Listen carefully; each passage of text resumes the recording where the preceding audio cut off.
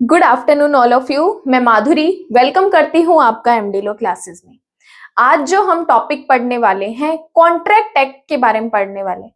देखो, जब हम कॉन्ट्रैक्ट एक्ट एलएलबी में करते हैं, जब हमारी लॉ की डिग्री कंटिन्यू होती है, उस टाइम जब हमारा कॉन्ट्रैक्ट एक्ट आता है तो पार्ट 1 और पार्ट 2 में डिवाइडेड होता है। एक सेशन में, एक सेमेस्टर में पार्ट 1 आता है, एक सेमेस्टर में पार्ट 2 आता है। लेकिन जब हम एक लेवल अप होते हैं, जुडिशरी में जाते हैं, तो जुडिशरी में फर्स्ट सेकंड काउंट नहीं होता, कंप्लीट कॉन्ट्रैक्ट एक्ट काउंट होता है सेक्शन 1 से लेके 238 तक। लेकिन जो मैं आपको टॉपिक कराने वाली हूँ वो कॉन्ट्रैक्ट एक्ट का है, लेकिन कॉन्ट्रैक्ट सेकंड में आता है, क्योंकि जब हम कॉन्ट्रैक्ट सेकंड स्टार्ट करते हैं सेक्शन 124 से 238 तक हमारा कॉन्ट्रैक्ट सेकंड होता है, जिसमें हमारा एक टॉपिक है बेलमेंट के बारे में, उपनिधान के बारे में, जो कि हम पढ़ते हैं चैप्टर 9 में। उपनिधान के विषय में ये स्टार्ट होता है 148 से लेकर 181 तक। 148 से लेकर 181 तक हम पढ़ते हैं बेलमेंट के बारे में। देखो, मैं आपको कुछ एक बात बता रही हूं।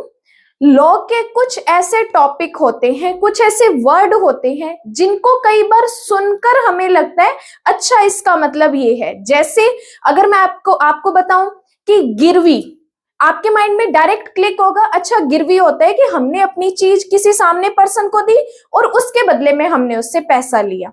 या मैं अगर आपको बात करूं चोरी, तो आपके माइंड में क्लिक होगा कि किसी पर्सन ने किसी चीज की चोरी की है।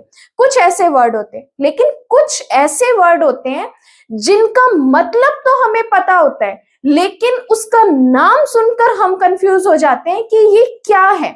उसी में से एक टॉपिक है हमारा बेलमेंट, उपनिधान का। उपनिधान की संविदा हम अपनी दैनिक चर्या में आए दिन करते रहते हैं। क्या होता है ये बेलमेंट? क्या होता है कि जब एक पर्सन किसी दूसरे व्यक्ति को कोई एक चीज देता है, लेकिन जब वो चीज देता है तो एक लिमिटेड टाइम के लिए देता है, एक निश्चित समय सीमा के लिए देता है, और सामने वाले पर्सन को कहता है कि जब तेरा ऑब्जेक्ट कंप्लीट हो जाए तो ये चीज तू मुझे वापस लौटा देना। तो ये एक पर्सन के द्वारा दूसरे पर्सन के साथ जो बात हुई, ये होता है उपनिधान। अब आप ये सोचोगे कि ये चीज तो हम आए दिन करते रहते हैं कि एक चीज मेरे फ्रेंड ने मांगी कुछ टाइम के लिए और वो चीज मैंने उसको दे दी, जब उसका काम निकल गया तो उसने वो मुझे चीज वापस कर दी। जैसे कि मेरे फ्रेंड ने मुझे कहा कि माधुरी मुझे एक बुक देना, मेरा एग्जाम है मार्च में। मैंने उसको 26 जनवरी 2024 को उसको बुक दी और उसको कहा कि ठीक है, मार्च में तेरा एग्जाम कंप्लीट हो जाए तो ये बुक तू मुझे लौटा देना। मार्च में उसका एग्जाम हुआ, उसने वो बुक मुझे वापस लौटा दी। तो मेरे और मेरे फ्रेंड के बीच ये जो संविदा हुई, ये उपनिधान की संविदा है, बेलमेंट की संविदा है। ठीक है, तो उपनिधान क्या होता है? जब एक पर्सन किसी दूसरे पर्सन को एक निश्चित प्रयोजन के लिए कोई वस्तु देता है और वो प्रयोजन पूरा होने के बाद जब वो वस्तु लौटा दी जाती है, दैट इज कॉल्ड बेलमेंट, उपनिधान की संविदा। यही हमें बेरेक्ट में भी बताया है। पढ़ते हैं एक बार बेरेक्ट की लैंग्वेज क्या होती है। उपनिधान एक व्यक्ति द्वारा दूसरे व्यक्ति को किसी प्रयोजन के लिए इस संविदा पर माल परिधान करना कि जब वो प्रयोजन पूरा हो जाए तब वह लौटा दी जाएगी, या उसे परिधान करने वाले व्यक्ति के डायरेक्शंस के अनुसार व्यनीत कर दी जाएगी। कि जैसा मैंने मेरे फ्रेंड को कहा कि मार्च में तेरा एग्जाम कंप्लीट हो जाएगा तो ये बुक तो उस नेक्स्ट पर्सन को दे देना, तो मेरे डायरेक्शन में जब मेरे फ्रेंड ने जो काम किया तो वो भी क्या माना जाएगा? बेलमेंट माना जाएगा, उपनिधान माना जाएगा। ठीक है, लेकिन उपनिधान का पर्पस क्या होता है कि एक उद्देश्य किसी निश्चित समय के लिए, एक निश्चित समय में कोई उद्देश्य पूरा हो जाए तो वस्तु लौटा दी जानी। जब उपनिधान की संविदा होती है तो उसमें दो पक्षकार होते हैं। कौन से? एक होता है उपनिधाता, एक होता है उपनिहिती। इंग्लिश में इसको बोलते हैं बेलर, इंग्लिश में इसको बोलते हैं बेली। बेलर और बेली, नॉर्मल लैंग्वेज में भी अपने बोलते हैं ना, ओ तो मेरो बेली है, ई वास्तर भी ना बुक दे दी, वही बात, दोस्त अपना, ठीक है। तो बेलर और बेली। अब ये उपनिधाता, बेलर कौन होता है? जिसने वस्तु परिदत की है, जिसने वस्तु परिदत की है। जैसे कि मैंने आपको बताया, मैंने मेरी बुक मेरे फ्रेंड को दी, तो परिदत किसने की? मैंने की, तो मैं क्या होंगी? बेलर होंगी, ठीक है। अब उपनिहिती, बेली कौन होता है? जिस पर्सन को मैंने वो बुक परिदत की, वो पर्सन कौन होगा? उपनिहिती होगा। तो जिसने वस्तु परिदत की वो हो जाएगा हमारा बेलर, और जिस व्यक्ति को वह वस्तु परिदत की जाती है, वह वस्तु परिदत की जाती है, तो वो क्या हो जाएगा? वो पर्सन बेली काउंट होगा। तो क्लियर? उपनिधाता क्या होता है? उपनिधाता और उपनिहिती किसके पक्षकार हैं? वो है बेलमेंट के, कि जब किसी दो पर्सन के बीच में बेलमेंट की संविदा होती है कि प्रयोजन पूरा हो जाए तो वस्तु लौटा दी जाएगी, या उसके डायरेक्शंस में वो काम किया जाएगा, वो क्या होगा? उपनिधान होगा। उपनिधान में दो पक्षकार होते हैं, कौन से? उपनिधाता और उपनिहिती, ये हुआ। अब बात करते हैं कि उपबेलमेंट, उपनिधान की संविदा में आवश्यक तत्व क्या होते हैं? तो सबसे पहला आवश्यक तत्व होता है कब्जे का परिधान। क्या होता है? कब्जे का परिधान।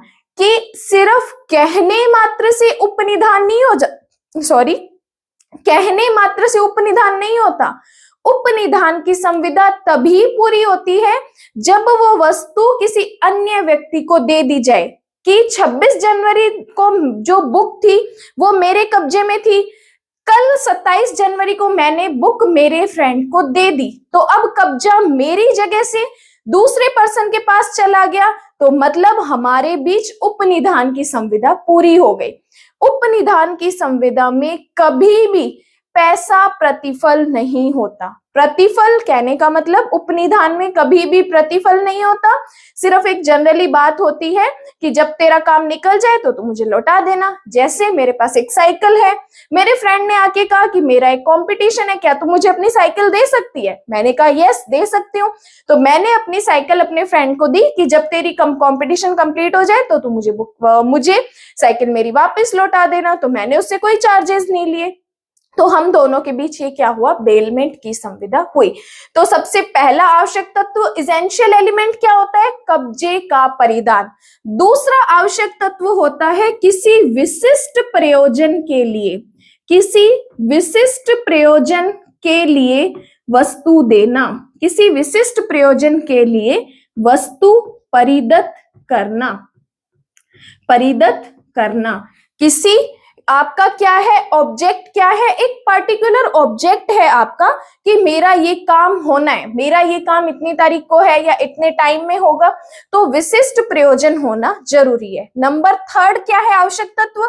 युक्ति युक्त समय में, युक्ति युक्त समय में वस्तु का लौटाया जाना, वस्तु का लौटाया जाना। कि एक टाइम होना चाहिए कि इस टाइम के अंदर वो व्यक्ति उपनिहिती वो वस्तु वापस लौटा देगा, एक रीजनेबल टाइम होना चाहिए। तो उपनिधान की संविदा में तीन चीजें इंपॉर्टेंट है, कब्जे का परिधान होना चाहिए, विशिष्ट प्रयोजन के लिए वस्तु परिदत होनी चाहिए, और युक्त समय में वस्तु का लौटाया जाना होना चाहिए। ये हमने पढ़ा बेलमेंट के बारे में। अब देखो जब हम आगे चलेंगे, जब हम सेक्शन, ये देखो जब अपने चैप्टर 9 मैंने आपको बताया 148 से 181 तक है, ये दो पार्ट्स में डिवाइड है।